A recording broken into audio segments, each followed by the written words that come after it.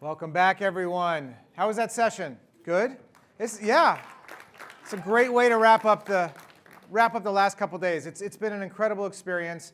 I am not going to take up much more of the oxygen in the room because I feel like there's an incredible closing panel we have for you. But I just want to tell you one story because I heard, interestingly, recently that our U.S. Surgeon General, Vivek Murthy, has said that there's an epidemic of loneliness happening in our country. Have you read this? Have you heard this? There's an epidemic of loneliness. I mean, obviously, coming out of COVID, there's isolation, the depression, the mental health challenges. And I really do believe JCCs and JCC-affiliated camps, we are the antidote to loneliness. We help bring people together. We make people feel the sense of belonging. We help them make friendships. We build relationships with them. And we do that through a Jewish lens. It's like JCCs are a microcosm of Israel, right? A Jewish home that welcomes Jews and non-Jews under a big old mezuzah, right? So that's what we're all about. So I'll share a quick story before I introduce our incredible panel today. But I was in Israel recently. I was on one of these incredible solidarity and service trips, and I had the opportunity to give back, to be there, and meet with a number of hostage families. And I met with this one father. His name was Danny. His son was taken hostage from the Nova Festival. And he's living up north, and he just was living in this nightmare. The way he tells the story, he says, he didn't know what to do, but he knew he had to come to Kikar Chatufim, the hostage square, to just be with other family members who knew what he was going through, because it's so hard, it's so painful. And he sat with our group, and he said, look, I just drove down. I came down 3 hours, and I didn't know what to do, and I'm at the hostage square, and somebody comes up to me and says, do you have a place to stay tonight? And he said, no, I'll be fine. And the stranger says, no, you're going to stay at my place. And Danny's like, thank you so much. Thank you, that's fine. Kind of one of these like, thanks, but we'll figure it out. And the host knew that that's what he meant, so he came back a few hours later, and he said, no, really, come with me. And Danny was like, no, thank you, I appreciate that, I'll appreciate that. That's fine, thank you, tell me the address, I'll be there. Of course, he didn't come. A little bit, I don't know, more polite than most Israelis maybe. But actually, a little bit later, this host came back and he said, no, I'm taking you in my car. I'm taking you with me to my home. He takes him to his home, this beautiful flat in one of these wonderful high-rise buildings in Tel Aviv. And Danny walks in and he sees the gorgeous art on the walls and the beautiful vases on the shelves. And the guy hands him the key. And he says, I'm going to go stay with my sister so you can have your alone time. And Danny's like, he says to him, wow, look at all this incredible, beautiful. You know what? As soon as you leave, I'm going to take this stuff and I'm going to put it in a car and I'm going to drive away. Because this is really here. And the host says, do whatever you like. You have the key. My home is your home. My home is your home. Now, he found out a couple days later that Danny was having a hard time sleeping because he usually falls asleep with the television on and there was no TV in the bedroom. So he went and he had a TV installed in the master bedroom so that Danny could sleep better. My home is your home. Meanwhile, he stayed there for 3 months. The two of them went from being strangers to being brothers, and they refer to each other as brothers. And the two of them have this relationship to this day. By the way, they never talked about what are your politics? Are you left? Are you right? They never talked about, are you Orthodox? Are you secular? It didn't matter. It just came under this banner of my home is your home. And that's what every single one of us in this room are doing every single day. We're making sure that our homes are the homes for everyone in our community, our camps, our JCCs, and everything we have to offer. So my hat's off to all of you in this room that work so hard. Thank you for making my home your home. And now to share with us what is happening on the ground in our home, our other home, our homeland, is former Prime Minister Naftali Bennett. Let me say a few nice words about you before you come on up to the stage. Prime Minister Bennett became Israel's 13th Prime Minister in 2021, leading the most diverse government in the nation's history. Before moving into politics, Prime Minister Bennett enjoyed a successful career as a high-tech entrepreneur. In 1999, he co-founded the information security company Ciota and served as a CEO until the company was sold in 2015 for $145 million. Not bad. But then in 2009, he served as a CEO of another startup, which was later sold for $130 million. Through his decade in politics, Prime Minister Bennett served in a variety of capacities as the Minister of Economy, the Minister of Education, the Defense Minister, where he was known for innovations and bold reforms. He served as a combat soldier in Sayeret Matkal, as a company commander in the Maglan Special Forces, where he commanded a series of operations in Lebanon behind enemy lines. Maybe Ariel will get some of that out of him, maybe not, we'll see. Ultimately, during the Second Intifada in 2002, Bennett took a hiatus from his duties as Ceuta CEO to join Operation Defensive Shield. And in 2006, he commanded search and destroy missions during the Second Lebanon War.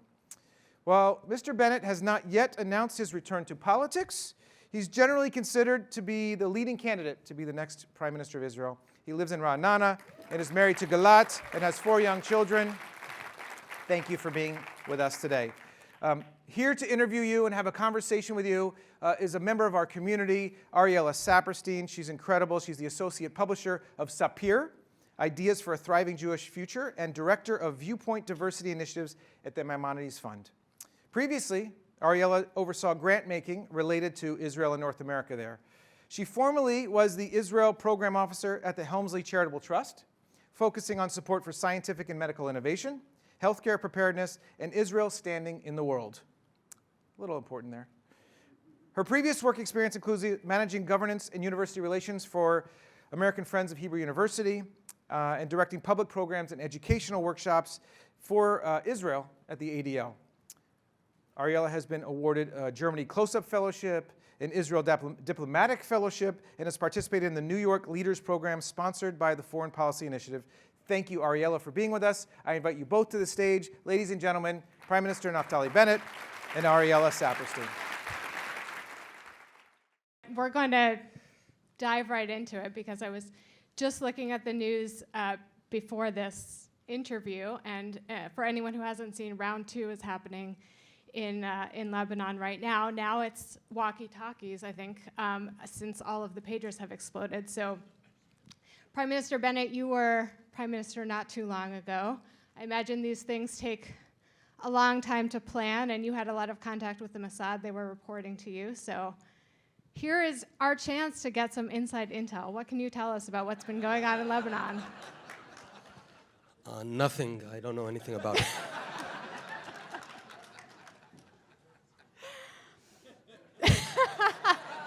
I wasn't prepared for the follow-up that quickly.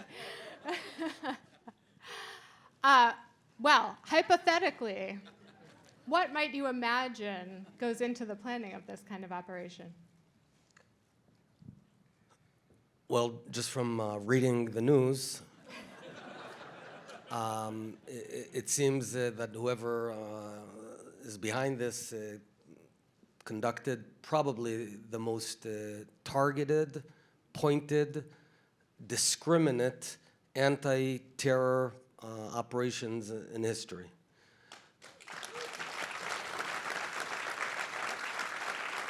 And when you look at terror, which is indiscriminate, when you look at what Hezbollah shot a rocket to the Druze village of Majd al-Shams in the Golan Heights, killing 12 children in a basketball court, you know, and how their goal is to kill citizens and to wreak havoc. Here, again, whoever did this went out of their way to only target terrorists and those who are involved with terrorists. So we'll see how this goes. I think we're all grateful to whoever did this. So, you know, it's odd to see news like this and feel perhaps some happiness about some of the bad guys being killed, but it's been a difficult 11 months, coming up on a year since October 7th, and I know that's been some of the discussion at this conference. Jennifer Mamlet spoke really beautifully yesterday about the challenges around leadership here in America in a post-October 7th world, but in many ways it doesn't compare to the challenges that continue in Israel. Can you tell us a little bit about what the climate has been like and what it's like now coming up on the anniversary? Sure. I also have to just say how happy I am to see all of you. It really physically fills me with joy to see Jews, Jewish leaders from around America that day in, day out work to strength in the Jewish family, and I really feel that we're one family. And if ever, this horrendous year has really brought us together, because we're following very closely what's happening to you guys, and you know, anti-Semitism that's reared its ugly head, and you guys obviously care a lot about us. Ariella, in Israel, it's been a horrible 2 years, actually. It started in year 2023, prior to October 7th, but October 7th tells us two stories. On October 7th, the first story is just a colossal, epic failure of the state of Israel on our core mission, which is to protect Jews from pogroms. We had vowed that Jews would never again be helpless for hours and hours. You know, terror has always been in Israel, and it's sort of the cost of living there, but most terror attacks are finished within 5 seconds to 5 minutes at most. And here, it was a epic intelligence failure, operational failure, and on October 7th and subsequent to it, the failure of government arms, the education, welfare, like nothing worked. There was a total meltdown of institutional and governmental Israel. And shame on us. Shame on us for that. And the reason I'm very clear about it is that we have to be open-eyed and honest with ourselves if we want to fix it. We can't fudge it. We have to be clear-eyed. But that's half of the story. The other half of the story is a remarkable rise of Am Yisrael, especially the younger generation. And these are not platitudes. This is a very specific thing. What happened on October 7th, in the hours following 6:29 in the morning, thousands of young Israeli men and women got in their cars and drove down to the Gaza circle there and fought to defend people they never met but are their brothers and sisters. And many of them fell while doing that. You know, I was, on September 11th, I was in Manhattan, 2001. I'm like the Forrest Gump of disasters. If there's a disaster, I'm there. And I remember I was Midtown 56th on 6th Avenue. I could see the two towers on fire. And there was a river of people walking away very quickly northward, which makes sense. You walk away, you run away from harm's way. But in Israel, it was the opposite. It was citizens going down. And let me tell you a story. A guy called Elchanan, just a regular guy, I think 42, 43 years old, a bit chubby, lives in a community near Yerushalayim. So at about 9 in the morning, he understands what's going on down in the south. He calls up his brother, nephew. They get in a car, drive down to Kibbutz Be'eri. And the three of them that only had 2 pistols and 1 rifle, and a pistol is almost useless when you're under fire. They went from one home to another in the kibbutz and evacuated families to the entrance of the kibbutz, which was secured, persuading the people that they are Israeli and not terrorists. And they did this for 16 hours straight. They saved about 100 lives. They took rifles from fallen soldiers and continued fighting under fire. And he's just a regular guy. So is his brother Menachem and the nephew Itiel. At 9 a.m. on Sunday morning, Elchanan took a bullet and died. And he left behind 5 children. But there are thousands of young Israelis, anywhere between the age of 18 and 40. And I say men and women, I have a small mea culpa here. Prior to October 7th, I was a bit hesitant about the pace of introducing women to serious combat operations. I thought that Israel's moving too quickly. I was wrong. I'll tell you a story. A girl called Tal Biton, 21-year-old. She came to my home about 3-4 months ago and told me her story. And I really drill down when someone tells me their October 7th story, like I open a map, I open Google Earth, tell me where'd you go? told me an hour and a half story. So she was a tank commander, not an officer, just a tank commander with a female crew in her tank, about 50 kilometers away, that's 30 miles from the border. She heard what's going on, drove towards the fence, and saw this huge breach in the fence and terrorists coming through, and she blocked it by shooting at them and killing many terrorists.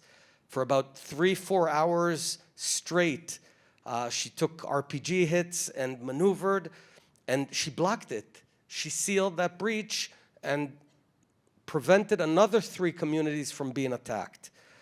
And I want to give you a data point that people are not aware of. There were actually 4 massacres, right? There was Kibbutz Be'eri, Kibbutz Nir Oz, Kfar Aza, and Nova. But there were another 60 communities that were attacked, and they were defended usually by about 6 to 10 civil defenders and maybe a stray policeman over there, usually against about 30 to 100 attackers. And in all of those cases, we won while incurring losses, but there was no massacre. Now, why am I telling you all of this? Because this cloud of depression and anxiety has descended on Israel. Anyone who's in Israel sees a nation who's in anxiety, and I can understand it totally. But I draw my optimism when I look at this younger generation, which I called them on October 8th, Am Shel Arayot, a nation of lions. And the reason I'm optimistic, and with this I'll wrap up, the bottom line is governmental Israel, the leadership, massive failure, the people, amazing. So you have a situation where, let's say there's a company, an amazing company with lousy leadership. You replace leadership and you have wild success. That's why Israel is going to succeed. We have the toughest, strongest younger generation in the world. I always knew they're brilliant, smart, startup nation, all of that's innovative and all that, but we didn't know how tough they are.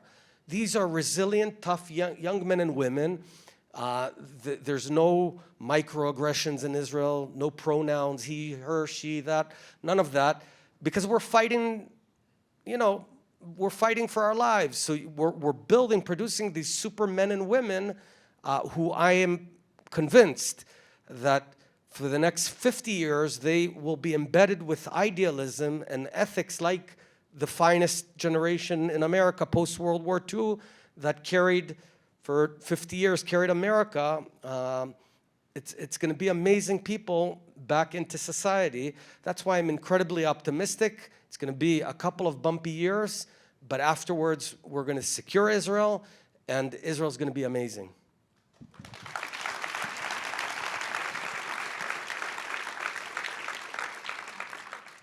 Thank you for illuminating the silver linings during hard times. If I can ask you a bit of a personal question, was there a particularly tough moment in the last year for you that you think about, and has that informed the optimism that you're now sharing with us?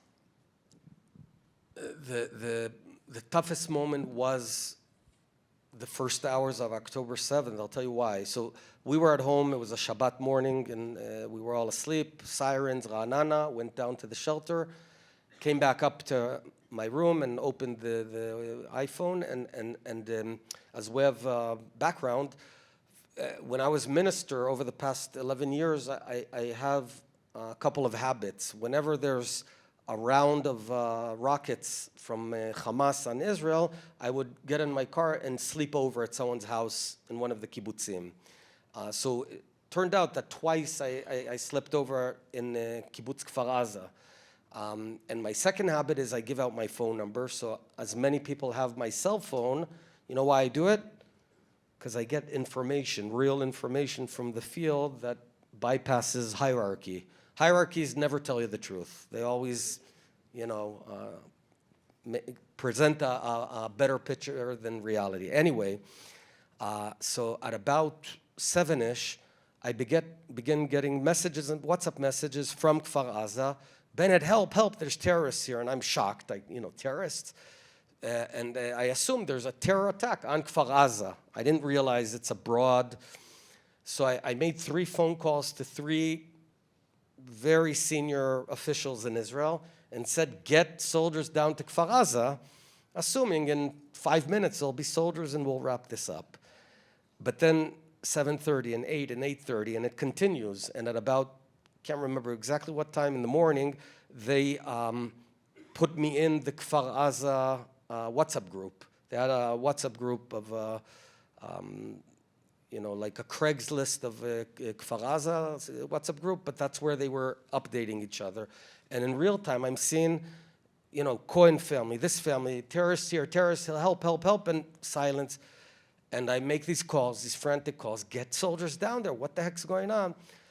And nothing moves. And that was, so I got in my car, drove over to the Army, to Division 98, which was my reserve service. And I see hundreds of soldiers, huge lanes of traffic jam and parked cars because everyone was, but here's what happened. This was the moment of Eureka. So I see hundreds of soldiers preparing for war. Now, there's a disconnect here. To prepare for a war goes on for weeks, okay, let's say, 4 weeks. So to prepare for a war takes about 12 hours to gear up your vehicles, to get the communication systems, the food rations and all that. But this was not a war. There was a massacre going on right now. Wars you can prepare in hours, but a massacre is a matter of seconds and minutes. So what I did, I went from one battalion to another and said, stop everything. If you have every 5 soldiers with weapons, get on a jeep and go down and start fighting. And that disconnect was a horrible moment because, and I had only limited success because I almost came across as like bizarre. What's he, we have to prepare for war. No, this is not a war. Go, go, go. But I also think that at a national level, prior to October 7th, we were tearing ourselves apart. We were killing ourselves domestically, and October 7th has given Israel another opportunity to fix itself, to get our act together, to stop killing each other from within, and we have to seize this opportunity. So that's actually a good segue to something else I wanted to ask you about. In the immediate aftermath of October 7th, it felt like there was unity in Israel following a lot of fracturing that we saw with the judicial reform debate. And between American Jews and Israel, also it felt like there was a coming together. There was a level of support, perhaps not unanimous, but certainly higher and closer together than we'd had in a long time. But as these things go, it's already felt like that's fracturing and falling apart a little bit. I think we've seen and heard about some of the fissures in the panel this morning with Michal and Haviv. And so I have, I guess, a couple of questions related to that for you. One is, how do you see unity versus polarization in Israeli society right now? But also, when looking at where the Israeli relationship with the American diaspora is and where it's heading, one of the things that I think we're not talking about sufficiently is that Israel is going to likely be a more militaristic society for some time to come as a result of what happened on October 7th. And American Jews have always been a little bit squeamish about that. They've been squeamish about right-leaning governments in Israel. How do you prepare American Jews and American Jewish leadership for what may be a somewhat long-term shift in Israel? And how do we maintain the closeness of that relationship despite perhaps the communities being in different places on that? Is that all? I'm done for now. It's a softball. So a bunch of questions, but basically domestic Israeli polarization in America, and the relationship between Jews in America and Israelis.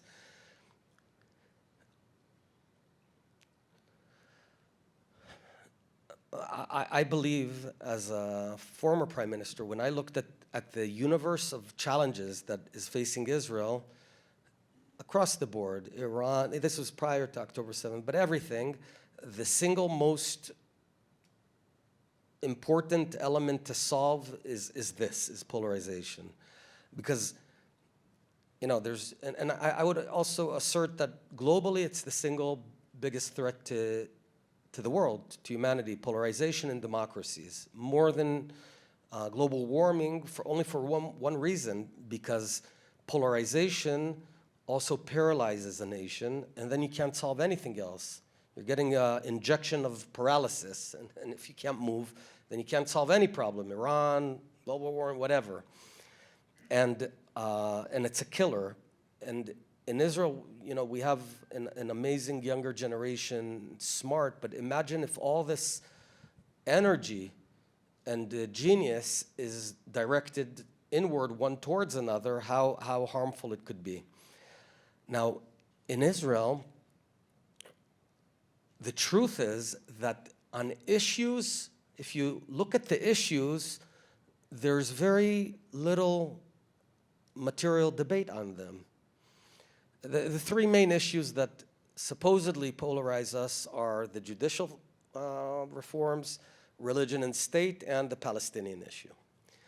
But if you actually unpack them, on the judicial reform, all Israelis, 80% of Israelis agree that we need a strong judicial system, but it has to have limits of how much it could intervene in the government's day-to-day work, but the government needs a higher threshold of legislating basic laws or constitutions. You can't, in America, a constitutional amendment is a big deal. The Constitution is a big thing. In Israel, it's just like a game. So if we raise the threshold, say to 70 MKs, make it tough to legislate a basic law, and give it more respect, then the flip side is that the Supreme Court cannot cancel basic law. Everyone would agree to that. On religion and state, everyone, not everyone, again, 80% of Jews would agree that we want, that Israel is the nation state of the Jews, it's a democracy. We want our kids to celebrate our heritage, our history, our Jewish values, and we oppose coercive law. You don't want laws that try and coerce someone into religion. It's stupid, it's wrong, and it's counterproductive. Whenever there's a law, in Israel, there's no law that says you can't drive on Yom Kippur, but no one drives on Yom Kippur. And if some idiot religious legislator puts in a bill, the following Yom Kippur, everyone's going to be driving. Because, it's in Hebrew, we have a great word. It's called davka, right? We're going to do it to spite you. And on the Palestinian thing, I would say this. The Israeli public, while some may harbor the idea that in the future there ought to be a two-state solution, there's agreement in the short term against that. I oppose a Palestinian state. But so there's no real debate now, but what is there? So where's this polarization coming from? It's from identity politics. Identity politics means you're part of a group, you're judged by the group, not by your own merits. It's a very radical left, progressive ideology here in America. But in Israel, unfortunately, some politicians, some very central politicians in Israel, like to stoke this two-camp approach, they versus we, even though we're one nation. In Israel, there's an artificial effort to create first Israel and second Israel. First Israel is Ashkenazi. These are generalizations, but I'm giving it to you. Ashkenazi, secular, usually higher socioeconomic, high-tech, that sort of stuff, center-left leaning.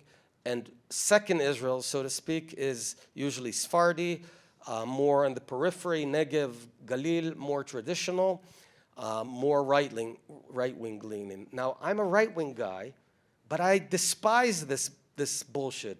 It's nonsense. We're Am Yisrael. And the reason these politicians are doing it, because it's good for their politics. You create fear, you create hate, you create cloister your community and don't judge things by their merits. So nothing anymore is being discussed on its merits. What we can pull out of this in Israel, we just need better leadership who doesn't build their whole political strategy based on hating the lefties or the righties. You can hear day in, day out, we did this, and look, the lefties are going crazy, yay! That should not be the goal of a policy, is not to ensure your opponents are pissed off. A policy should be caring about Israelis. When I was prime minister, I ran a government with 8 parties, left and right, religious, secular, Jewish and Arab, and even those who accuse me that I'm a traitor and a crook and all that, say he's a traitor, a crook, but his government was fairly competent. They sort of agree. Because it was a good government, we got stuff done. The way to pull out of it is good leadership and focusing on actual plans to fix Israel, and there's a lot of fixing. In America, it's much tougher. I'm not going to at all get involved in your messed up politics. We have a benefit that you don't, a technical one. We can form unity governments, bipartisan. That's the only way forward for the next decade. Right and left, religious and secular. That's the only way forward in Israel. And the only way to solve polarization, because everyone's going to be in the tent, and when you're out of the tent, when you're not on the table, you attack the government all day. The bug that I had in my government, I said it was a good government, but we left out the Likud, we left out the religious parties. We need them to be on the table. In America, it's a big problem, and the connection between us, we really reconnected since October 7th, but we can't only reconnect around crisis and horror, and we're going to have to work out, the next 50 and 100 years together, because I love you guys, and we're family. So we have to work it out. We have to listen a lot more.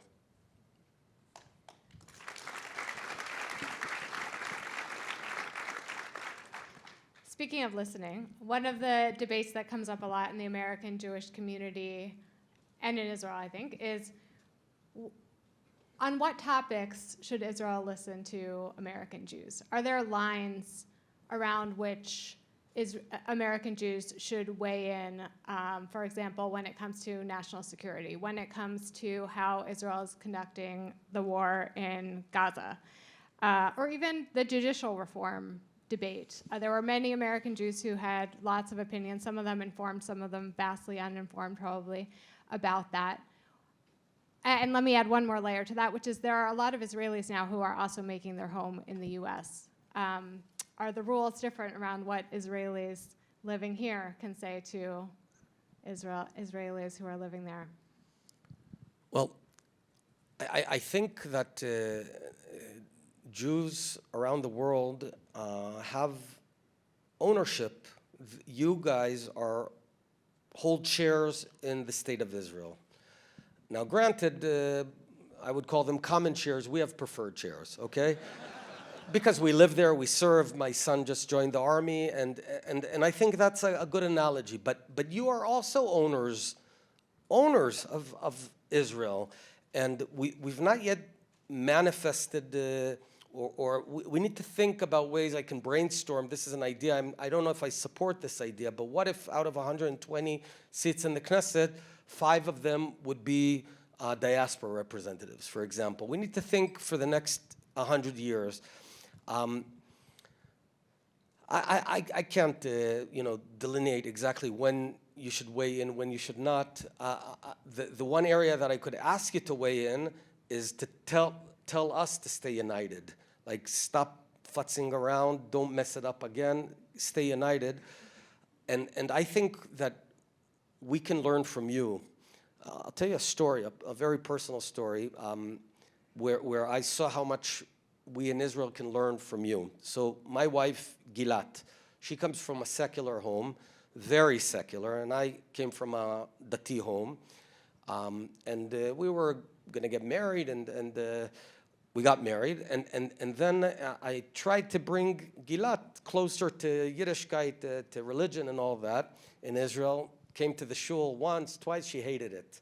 You know, people looked at her, and her sharvul, her sleeve was too short, and this and that. She said, you know, I respect you, but I don't feel there at home. Anyway, I founded my high-tech company, moved to Manhattan, and probably on the second Shabbat there, we were walking on the street, and we saw a sign, "Are you bored on Shabbos? Come to the beginner's minyan, there's a free meal." The free meal thing, this was prior to the exits, so it was a big deal. And it was Gilat who said, "That looks interesting," and we went, and there was this nice rabbi, probably 8 people in the room. Everyone was invited in, and there was a free meal. And we came again and again, and of all places, Gilat got close to Judaism in America because of this approach that everyone's invited, and we don't judge everyone. In Israel, we've got secular, which is really secular. Then you have Haredi. Then you have knitted yarmulke, which is a religious Zionist. And you even have black knitted yarmulke. We have every little drawer, and we need to actually learn from you guys to just accept that we're Jews, we're one family, everyone's wanted. That's the real Jewish way. So that's something that you guys can contribute to us. Okay, I want to pivot a little bit. There have been some rumors, unconfirmed, that perhaps you are contemplating return to politics. This is your chance to make an announcement. No? If I have any news, I'll come here, Ariela, and you know, I vouch that we'll do it right here in the next JCC summit. I thought we were getting the scoop. Okay. Well, one of the luxuries of not being in politics is that you don't have to make the really difficult decisions in real time. You don't have to make courageous, sometimes what feel like no-win decisions, which it feels like Israel has had to do a lot of in the last year. So if I can put you on the spot a little bit about some of those decisions, there's been a lot that's happened in the last few weeks. There's been, unfortunately, the execution of hostages, which I think changed the calculus for some people. Is the rescue of the hostages possible with also winning this war, or are they agonizingly mutually exclusive? Well, I think the war is being conducted the wrong way. Israel should conduct wars that have very high intensity and are very short. What is happening is the contrary. It's a very protracted, dragged-on thing at low intensity. Right now in Gaza, there's not a war going on. And we are incurring fallen soldiers. We lost 4 soldiers yesterday. 4 soldiers. It's really 4 lives of Givati, including a female soldier fighter. I believe I think she might be the first one that fell in combat in post-October 7th. And what I would have done, I would have taken a different approach, which was to tell Yehia Sinwar, here's a deal, and it's the only deal. We're coming to get you. We're going to kill all of you, unless you raise a white flag and release the hostages, lay down your arms, in which case we'll put you on a ship and get you out of here alive. And then I would turn to the military. He would say no at the beginning. I would turn to the military commanders and say, you have one objective, which is go win the war until he raises the white flag. This obviously is not the approach. So my point is, if you're going to fight a war, fight a war. But since they're not fighting a war, the right thing would be, given you're not trying to really win a war, but rather drag it on, the right thing would be to have a whole deal, the big deal, total ceasefire, release of all hostages, bring the hostages home, and fight another day. It would be considered in the short term a loss, but you know, newsflash, we screwed up. And it wouldn't be the end of Israel. I think right now, I don't see what the strategy is. And we have some remarkable tactical successes, you know, like your opening questions, but there's no strategy that it binds them. So I have two questions. One is, why didn't Israel do then what you suggested? Is it because of American pressure, domestic pressure, some other reason? I imagine that possibility was contemplated. I don't know. I don't know because, you know, I try not to sit in the sidelines and be the advice giver publicly, but I have tried a bunch of times throughout the war to privately make suggestions, and I thought smarter ways to go about this. Look, the current government in Israel is I believe, not a great one. It's incompetent, usually incompetent, very focused on politics, and sometimes radically divorced from reality. All these foolish statements, we're going to nuke Gaza, we're going to do that, lots of talk and little action. So I don't know. I don't think the current leadership can pull us out of this. Do you think that Hamas can ultimately be defeated? There are people arguing, and I've seen also some evidence that Hamas is recruiting new people every day. It is an ideology that can't be defeated on the battlefield. What is your response to that argument? No, definitely Hamas can be defeated, definitely. If we conduct ourselves with the right strategy and put a replacement and have a plan, oh yeah, definitely. And the fact that it is an ideology, but also Nazism was an ideology. And what worked with the Nazis was not to persuade them in 1944 that they are wrong. And you know, if you did a poll in Germany in 1944, December 1944, the late stages of the war, still there would be a vast majority supporting the Nazis. No one needed to persuade the Nazis and could not persuade the Nazis that they are wrong, it's immoral. There was only something else that worked. We defeated them, and the Nazis were gone. And only once that reality sinked in that the Nazis are gone, then the psyche of the individual person opens up and says, and is open also to changing their hearts and mind. My point is, and was Nazism an ideology? Are there still neo-Nazis somewhere in the world? Yeah, there are, but it's definitely we can defeat Hamas. But the way the war is being conducted right now, we need to change. I can go into all the details. I don't want to do that. But the way I envision is defeat Hamas, have a civil governance where they, together with especially Egypt and Saudis and perhaps UAE and competent Gazans, run the civilian dimensions of Gaza. Israel retains overall security responsibility. You stop the poisoning of minds, the brainwashing of mosques, schools, and media, and within a few years you'll have a different Gaza. Amen. You may have heard that we have our own election coming up. You wisely refrain from commenting on American politics, so I won't ask you to do that. But you know, many of us here in the Jewish community are speculating about what the future administration might look like vis-a-vis Israel, and there are likely to be differences there. You have here a room full of Jewish leaders. I'm sure some of them are politically active, some of them are very active in their local communities. What advice would you give to us about trying to ensure a strong future for the U.S.-Israel relationship? Well, you folks have tremendous responsibility. I mean, you're the leaders of these community centers. You meet the Jews.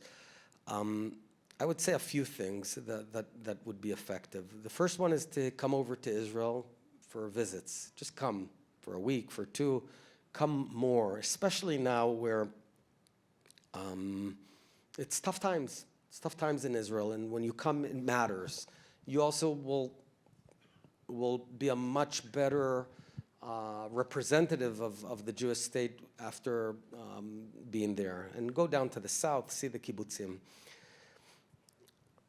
I would also, I think that keeping Jews Jewish here matters, is really important, and through communities, through free lunches. And finally, I'd say whenever someone speaks badly of Israel, even though Israel, I think, is a good nation, trying to do good. We're not perfect, but we've been dealt the toughest cards in the world by far, by big margins. So speak up for Israel. Don't be silent. Never apologize for loving the state of Israel. Never apologize for being Jewish. Let's be proud. And the stuff that we need to fix, we're working on it. As I said, we're not perfect, but we're pretty good. It's a good nation of decent people who are surrounded by the craziest nuts in the world, are innovating in so many fields, including fighting terror in innovative ways, as has been displayed. So be proud of us and always speak up for us. Don't be silent, even if it's a bit unpleasant or unpopular at the moment.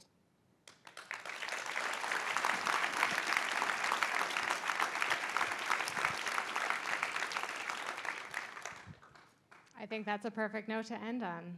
We are all honored to hear from you. Should you perhaps decide to run for politics, we wish you good luck. Could you vote? Could you guys vote? We look forward to your leadership.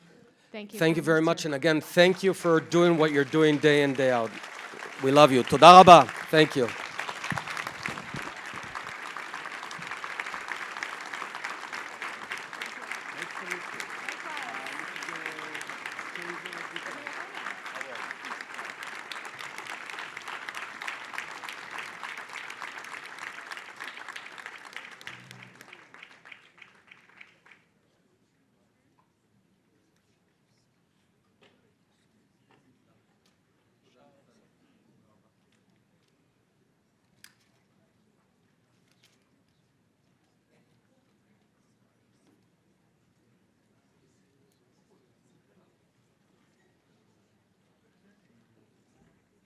Sorry, Mark, I missed my cue. I'm all right, Carrie? Thank you. I took the mic off and everything, so. Anyway, Prime Minister Bennett, I think you had to run out for your next thing, so just a big thank you, Ariella. Thank you. I think the idea you have obviously, hopefully come away with is that we are one people. We are mishpacha, we're family. Whether you see us as spouses, whether you see us as parents and kids relationship, or as Sally Flinchbaugh, the COO with me in Palo Alto, likes to say, maybe we are just siblings that are adult siblings, that we've matured, we've changed, we have points of view, but we're still family. That way you can't really divorce each other. You may not always agree.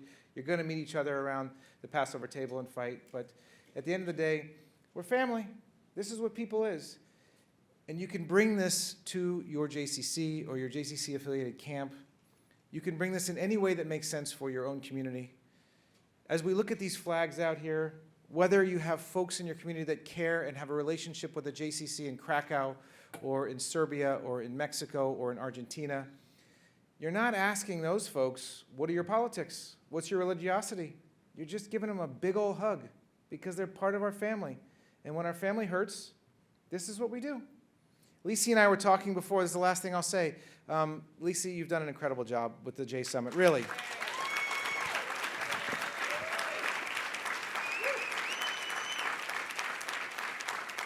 Only took you 6 years, but well done.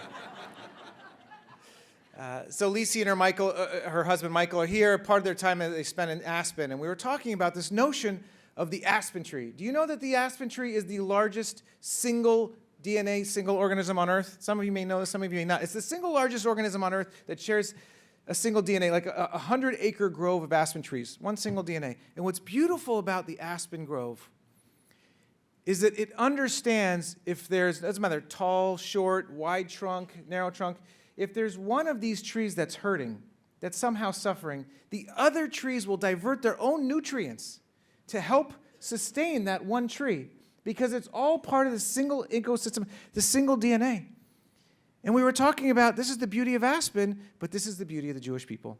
We are all together sharing a single DNA, part of the same people, part of the same mishpacha, and I am just honored to be here and be a part of you. So thank you for inviting me to be a part of this community. David Wax, am I bringing you back up here? All right, come on back up. Ladies and gentlemen, President of the JCC Association Board of Directors, David Wax.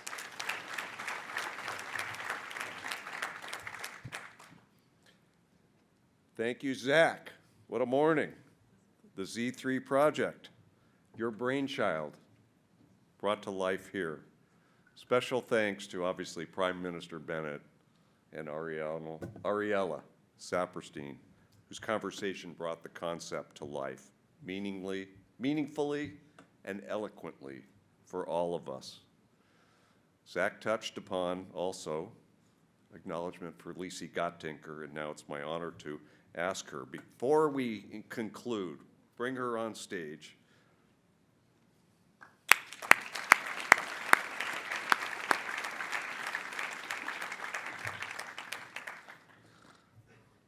Lisie, you have been extraordinarily persistent and unwavering in your commitment and drive to bring this gathering to fruition.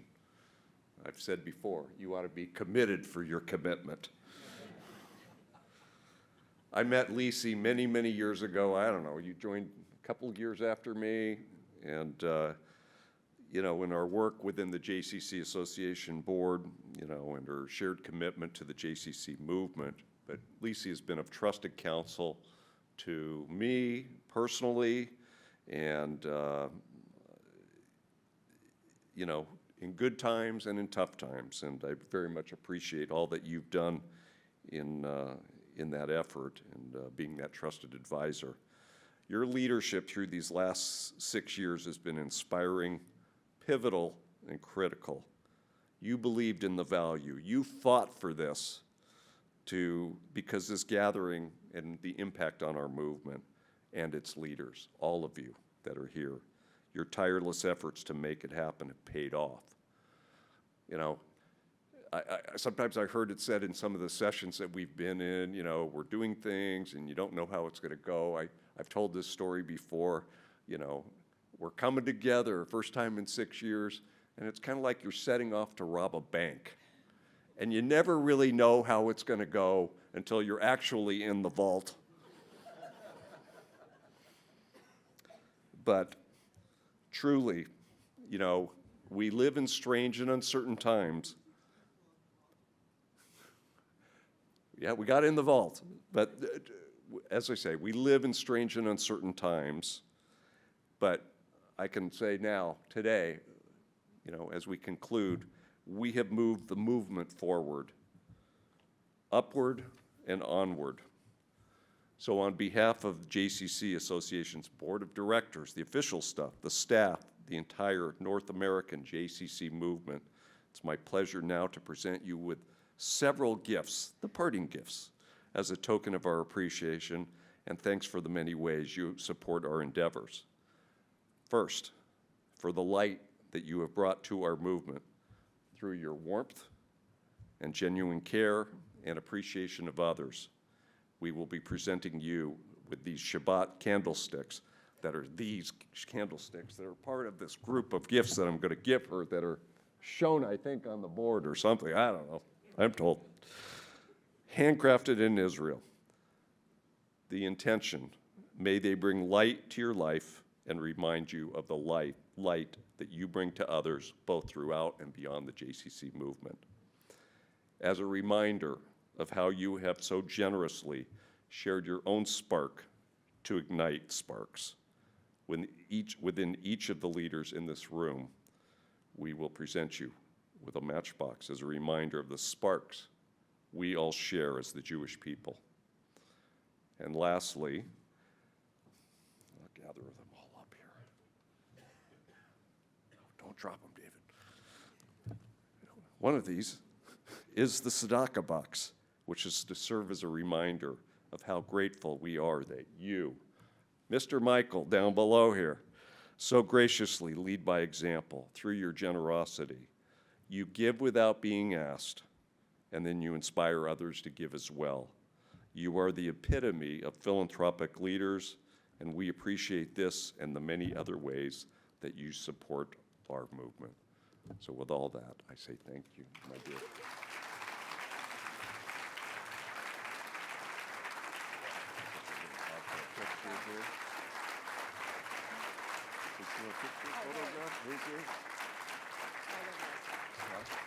Right.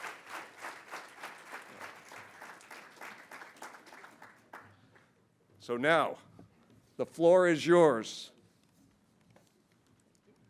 Lisie, take us home. Wow. Thank you, Mr. Chairman. Thank you, David, and thank you, everyone in this room.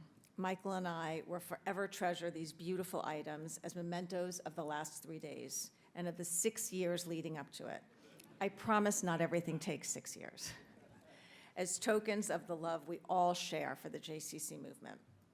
I would be remiss if I didn't add several thank yous to my partners, the people who were instrumental in bringing this conference together so successfully and without whom it would not have been possible. First, to the JCC of Chicago, thank you, thank you, thank you. For your gracious and generous hospitality, both here at the hotel and most especially at the Lake County JCC, where we had an amazing visit yesterday. And a very special thank you for the tickets to today's Cubs game. To our generous sponsors and partners who have made JSummit 2024 possible, we are indebted to you for the opportunities you have made possible for us to learn, to grow, and to connect, to create a community that continually grows in strength and vibrancy and unity. Thank you. To each and every one. Thank you. To each and every one of the members of the JSummit Committee, the time and energy you devoted to creating this conference are beyond measure, and I am proud and honored to call you colleagues and friends. And lastly, but certainly not least, a huge thank you to our JCC Association of North America staff, which includes everyone on the team.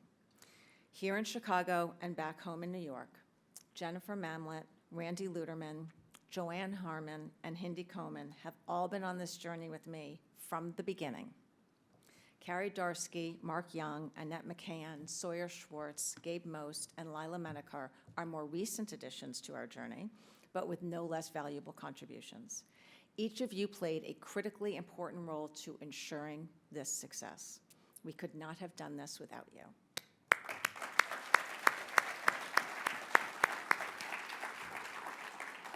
And while it has been my honor to be among those who worked tirelessly to create this experience, we could not have done this without you, our JCC movement leaders.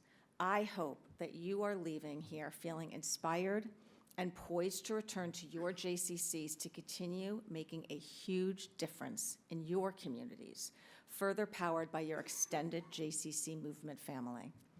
We hope you enjoyed this JSummit, and as we build the next one, we want and need your input, your feedback, and your guidance.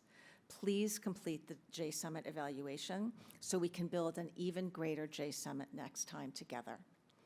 We have a lot of work to do, but I know I feel empowered and supported by our movement and its leaders to do the work, and I hope you do too. I reflect back on Rabbi Cosgrove's charge, Lazman Hazeh. How will we lead during this time? And Hineni, what will you do to say, here I am? This is our movement. This is time together. This JSummit is just the beginning of our renewed partnership and ongoing work together. As I said at the beginning of JSummit a mere 2 days ago, We are returning home as something more than we arrived. More than leaders within our OJCCs, we are leaders of our movement. I challenge each of us to hold that responsibility, that duty, our history, and the opportunities before us close in our hearts and our minds. Try not to get lost in the day-to-day. Keep it present and let it guide you forward. Use the connections and resources and network you've gained here to help you shape stronger communities that support our shared purpose into the single mission of our movement. Stay connected. We brought the themes of partnership, leadership, and peoplehood and movement to you so you can bring them home for yourself, for your communities, and the Jewish future. Until we see each other again, Lehitraot, be well and be strong together.